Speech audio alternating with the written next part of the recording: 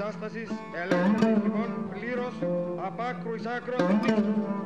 Φυσικά δε, ο αυτοεξόριστος νέος πρόεδρος δεν ελέγχει ουδές πιθαμήν Κυπριακού εδάφου. Στις αρχές του Ιουνίου του 1974 περίθαν στα χέρια μου τα πρώτα στοιχεία ότι η δικτατορία των Αθηνών του Ιωαννίδη ετοίμαζε το πραξικόπημα της στρατιωτικής ανατροπής του Προέδρου Μακαρίου. Όταν επαλήθευσα τα στοιχεία αυτά, ζήτησα να συναντηθώ με τον τότε παντοδύναμο πρόεδρο της Επιτροπής Εξωτερικών Υποθέσεων της Αμερικανικής Γερουσίας, τον γερουσιαστή William Fulbright. Παλαιός φίλος, ο οποίος πολύ με βοήθησε στον αγώνα εναντίον της δικτατορίας και λόγω θέσεως και λόγω νοοτροπίας. Και ενημέρωσα τον Fulbright και του είπα ότι εδώ αυτό είναι αυτοκτονία, είναι έγκλημα. Διότι εάν πραγματοποιηθεί το πραξικόπημα αυτό, θα οδηγηθεί η Ελλάδα και η Τουρκία σε μια στρατιωτική αναμέτρηση μακροπρόθεσμα. Ο Fulbright συμφώνησε με την εκδοχή αυτή και την ανάλυση αυτή και τα διαβίβασε στον Κίσιγκερ. Ο Κίσιγκερ απήντησε στον Fulbright ότι δεν ήθελε να αναμειχθεί στις εσωτερικές εξελίξεις της Ελλάδος. 15 Ιουλίου. Οι χουντικοί εισβάλλουν στο Προεδρικό Μέγαρο. Στη θέση του Μακαρίου αναλαμβάνει πρόεδρος ο Σαμψόν, διαβόητος φαγέας αμάχων Τουρκοκυπρίων στις ταραχές του 1964. Η τουρκική επέμβαση έμοιαζε αναπόφευκτη. Στις 17 Ιουλίου το πρωί πήγα και είδα τον γερουσιαστή Fulbright, πρόεδρο της Επιτροπής. Και τον ενημέρωσα ότι η Άγκυρα είχε αποφασίσει να προβεί σε στρατιωτική εισβολή στην Κύπρο. Και του είπα ότι αυτή την ιστάτη ώρα που αντιμετωπίζουμε πόλεμο Ελλάδος-Τουρκίας, εν αντιθέσει με το 1964, που ο πρόεδρος Τζόνσον με μία επιστολή του στον Τούρκο Πρωθυπουργό σταμάτησε τα τουρκικά αποβατικά. Και είπα ότι εγώ δεν ζητώ από την Αμερικανική κυβέρνηση να στείλει τον έκτο στόλο να βυθίσει τα τουρκικά πολεμικά σκάφη. Εκείνο και το οποίο προτείνω και το οποίο έκανα κατ' ταπεινωρή μου σκέψη ήταν ότι να πείσω τον Μακάριο, με τον οποίο είχα φιλία, να στείλει μία ανεπίσημη πρόσκληση στην Αμερικάνικη κυβέρνηση, όπως μονάδες του 6ου Αμερικανικού στόλου που τότε βρίσκονταν στους ελληνικούς λιμένας και στην Ανατολική Μεσόγειο, να πραγματοποιήσει μία επίσκεψη καλής θελήσεως στα 5 λιμάνια της Κύπρου. Ο γερουσιαστής Fulbright θα ενημερώσει τον Χένρι Κίσιγκερ, αλλά εκείνος αποφασίζει να μην ενεργήσει. Και επιπλέον εμποδίζει και τη Μεγάλη Βρετανία να παρέμβει στην κρίση. We thought Britain had stood idly by during the Cyprus crisis and hadn't sought to take military action or provide any kind of deterrent to a Turkish invasion. Whereas in fact, what we discovered is that in war room briefings, they went into great detail as to whether they could place warships between Cyprus and Turkey to deter the Turks coming in. The Navy said it could be done. They had it was a relatively small but potent force that they had.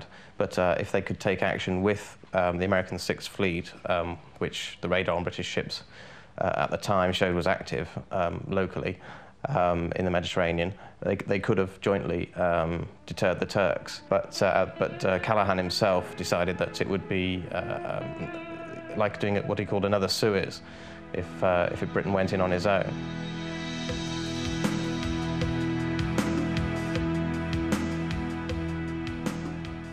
Ο Βρετανός ερευνητής Brendan O'Malley αναζήτησε μια εξήγηση στα αρχεία και την εξήγηση τη βρήκε σε έναν χάρτη που είχε σχεδιαστεί 10 χρόνια πριν την τραγωδία, το 1964.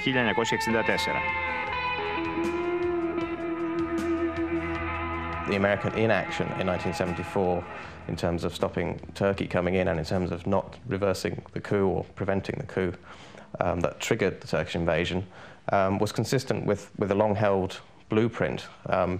Several plans that they developed in 1964 to divide the island between Greece and Turkey, or at one point when they couldn't agree, when they even got people around the negotiating table, the top American officials, George Ball and Dean Acheson, later exasperated that they couldn't get a deal on what were then known as the Acheson talks.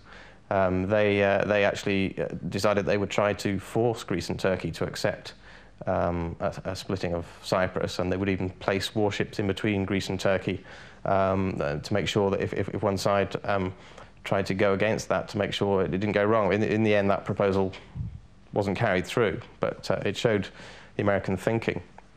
At the same time, in '64, they came up with a plan to, in February 1964, to allow a Turkish occupation of a triangle of land in the north that is remarkably similar in the way it would have been carried out to the operation in the first stage of the Turkish invasion in 1974. And then later in September 1964, the Americans discussed and proposed to President Johnson that they go forward with a plan that they had already discussed with Turkish generals to allow Turkey to come in and take the whole Karpats Peninsula and trigger Enosis, another way of superseding Makarios as the ruler of Cyprus, as the president of Cyprus, getting him out of the way and dividing the country between two NATO powers.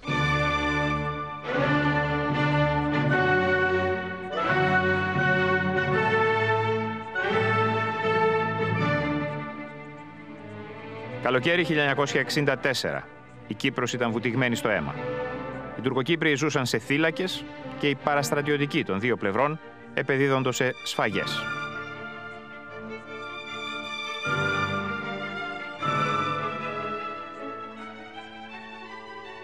Δεν επιτέθηκε η ελληνοκυπριακή κοινωνία στους Τουρκοκύπριους. Δεν υπήρξε εθνικός διχασμός, δεν υπήρξε σύγκρουση μεταξύ ανθρώπων, φίλος πόλεμος ας πούμε. Υπήρξαν δολοφονίες βάσει σχεδίου. Ξέρω εγώ, οι Τούρκοι, ας πούμε ένα παράδειγμα. Οι Τούρκοι μια νύχτα σκοτώσανε δύο Έλληνες αξιωματικούς που χάσανε τον δρόμο και μπήκαν σε ένα τουρκικό θύλακα στον Αμόχωστο. Είναι και γνωστά τα ονόματα τους, ο Πουλίος και Καποτάς. Τους σκοτώσανε ψυχρό, δύο αξιωματικοί μπήκαν στο θύλακα και μέσα σε 5 μέρες ο Σαμψόν για αντίπεινα σκότωσε 40 άμαχους. Όποιος ήταν Τούρκος και μιλούσε τουρκικά και τον έβρισκε μπροστά του, σκότωνε. Το αντίπεινο. The situation I found in the countryside outside Nicosia was one of almost total anarchy. Central control had broken down. Little brands were operating under the control of local leaders. Villages had set up barricades against other villages, and there was a very, very strong and all-pervading sense of terror, of people not knowing what was about to happen. Η Βρετανία προσκλήθηκε στην Κύπρο να διασφαλίσει τότε την ειρήνη. Μεταξύ των Βρετανών αξιωματικών που υπηρέτησαν το 1964 στη ζώνη των διακοινωτικών μαχών ήταν και ο Μάρτιν Πάκαρντ. There was a village called Vitsada, and I was called there because there had been shooting. When I got there, one found two communities. The Turkish community had retreated into their own sector of the village, the Greek separates into theirs. There was confrontation, there were police forces moving in. And then the fighting was stopped when a British armoured car patrol came in. And then immediately you had the two communities embracing each other again and tremendous friends. So, at one moment, literally, they had all been sitting with their guns and shooting at each other. And the next moment, they're absolutely back saying what friends they've always been. Πολύ γρήγορα, ο Βρετανός αξιωματικός θα ανακαλύψει ότι η αληθινή αποστολή του δεν ήταν να ειρηνεύσει το νησί, αλλά να το διαιρέσει για πάντα. In the middle of February, or halfway through February, I was asked by Peter Young he said there was an American visitor coming, would I please show him round and show him what was being achieved. And I didn't really know. He said his name is Mr. Ball. It didn't mean anything much to me at the time.